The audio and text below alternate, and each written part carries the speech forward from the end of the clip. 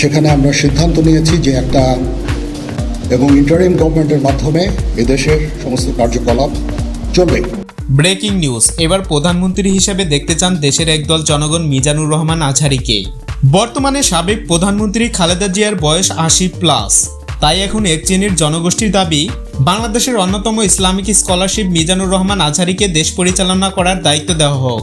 এতে দেশে ইসলামিক শাসন সহ দেশে ফিরে আসবে শান্তির নীড়। বর্তমানে দেশ অনেকদিন পর স্বৈরাচারের হাত থেকে রক্ষা পেয়েছে, তাই এখন দেশে এমন একজন সরকার গঠন করা দরকার যে সরকার দিন প্রতিষ্ঠার সাথে সাথে দেশকেও সঠিকভাবে পরিচালনা করতে পারবে। এতদিন আওয়ামী লীগ সরকার শুধুমাত্র বড়লোকদের কথা চিন্তা করে দেশে মেট্রো রেল তৈরি করেছে। তার এরকম আরো কিছু উন্নয়ন আছে যেগুলো দিয়ে কখনো দরিদ্র মেহনতি মানুষের কোনো কাজে আসেনি।